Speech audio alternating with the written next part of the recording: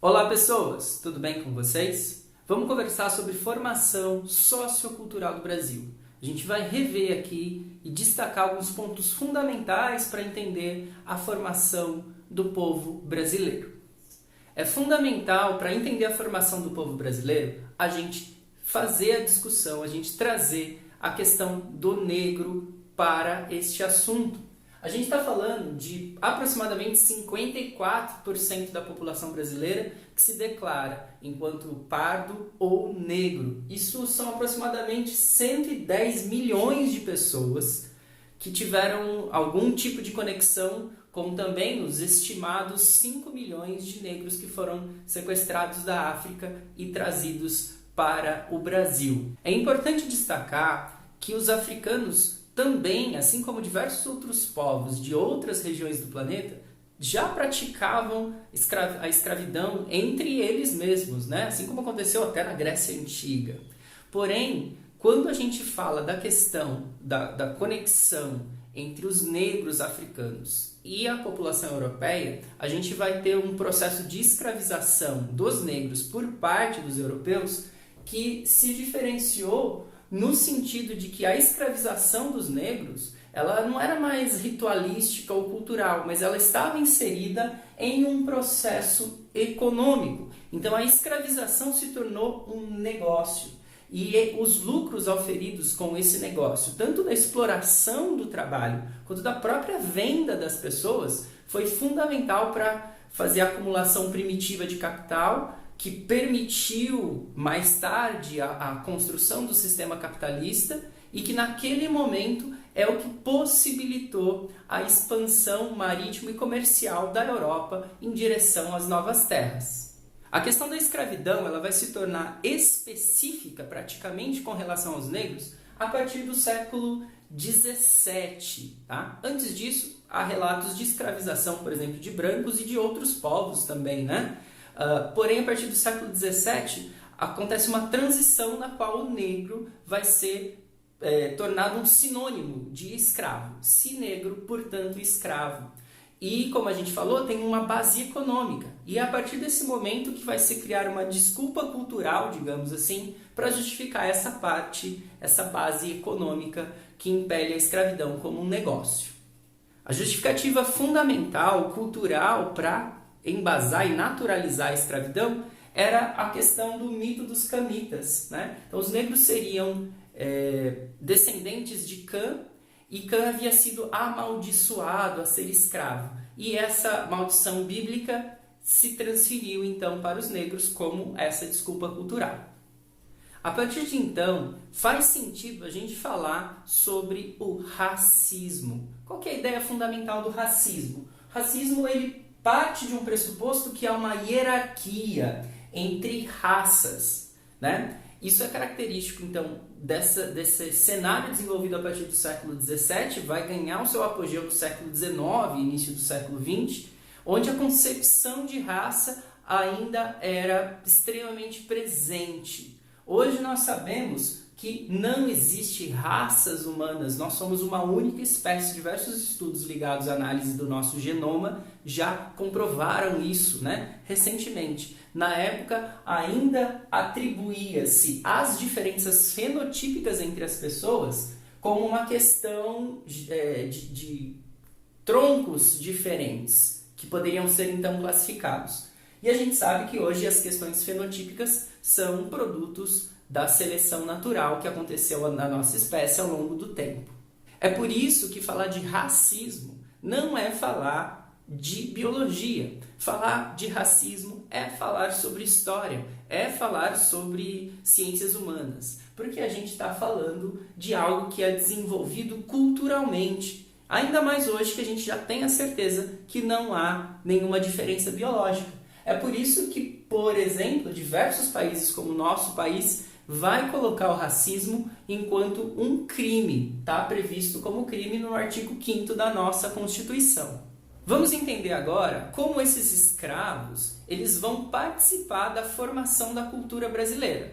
Quando a gente fala da cultura afro-brasileira, a gente tem que entender duas coisas fundamentais. Primeiro, essas pessoas vieram para cá enquanto escravos. Quando você é escravo, você muda aquilo que você é. Você não consegue oferecer os mesmos comportamentos, trazer os seus mesmos valores de uma maneira livre. Você acaba tendo que se moldar a essa situação no qual você é considerado uma não pessoa. Além disso, esses escravos já têm essa condição individual, mas eles também vêm para um território que é colônia. O Brasil foi colônia durante 322 anos. Então eu tenho uma dupla submissão nessa contribuição cultural. Primeiro, um ponto de vista individual e depois um ponto de vista coletivo até pelo território. Então o escravo estava submisso ao colonizador aqui na terra Brasil. Só que o Brasil estava submisso, enquanto América Portuguesa, a Portugal durante esse período. Então essa dupla submissão vai colocar essa população como um todo em uma posição extremamente desprivilegiada no arranjo social. E é daí que a gente consegue entender que a questão do racismo não é uma questão de ponto de vista, não é uma questão individual somente, mas é uma questão estrutural, porque está na base, está no alicerce da formação social do Brasil. Então é por isso que quando a gente fala da contribuição cultural dos negros, geralmente a gente vai falar das questões artísticas, artes plásticas, a música influencia extremamente a cultura brasileira, a culinária, né? Nós consumimos diversos produtos, temos diversos pratos que são ligados à contribuição dos negros dentro da nossa culinária, a questão da religião, a religião sincrética. Eles trazem a sua religião aqui para o território do Brasil, porém eles têm que fazer uma série de adaptações para conseguir relativamente manter os seus credos, manter a sua fé.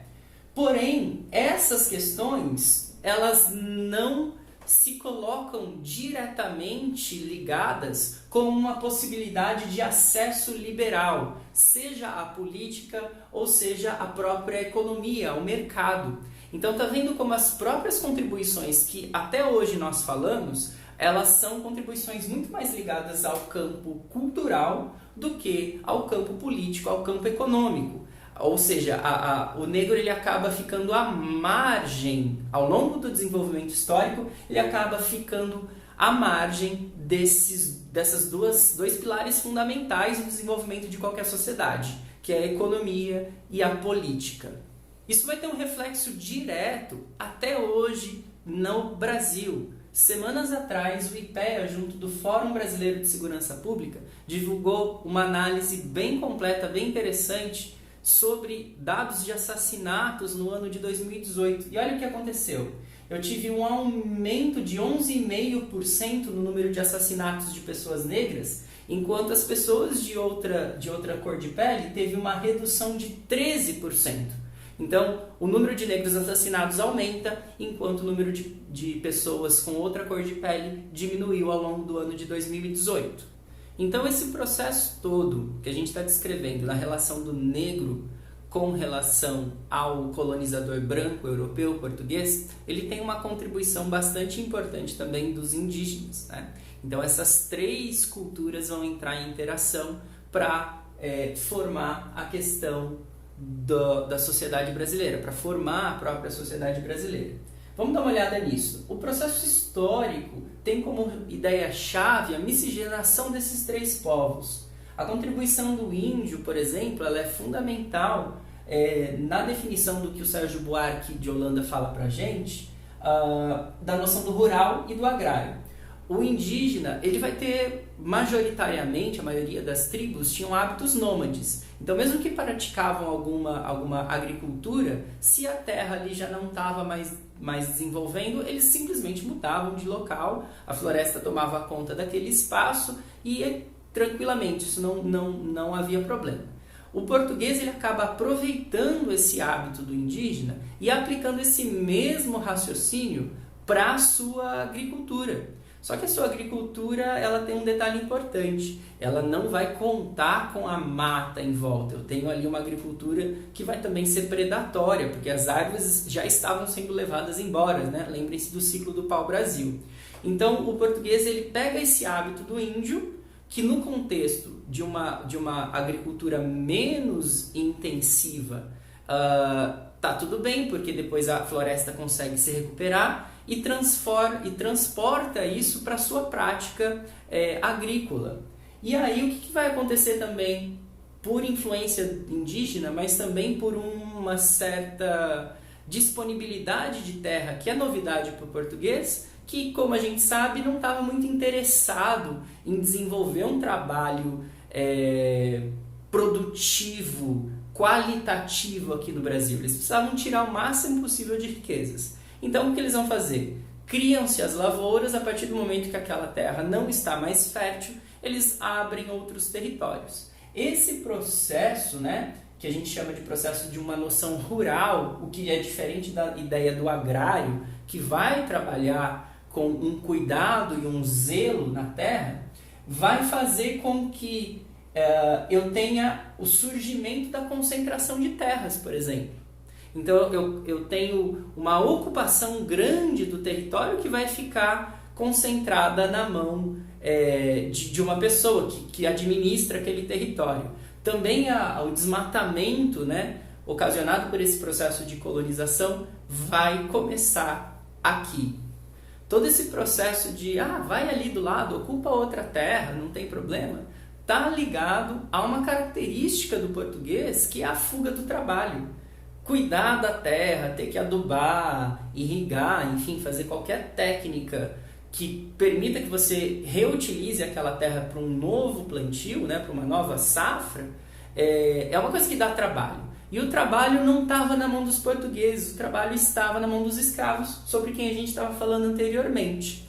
Então, a gente começa a entender quais são as bases da acumulação de propriedade na mão dos colonizadores, e a gente começa a entender de onde vem o desmatamento. Por fim, pessoal, é importante destacar que essa miscigenação, sobre a qual Gilberto Freire vai falar, ela não acontece de uma maneira suave, como em alguns momentos as pessoas interpretam Gilberto Freire, né? Ela vai acontecer de uma maneira bastante rude, bastante drástica. A gente está falando aqui até de genocídio. O genocídio indígena vai acontecer de maneira direta, vai acontecer porque os colonizadores estão transmitindo doenças, né?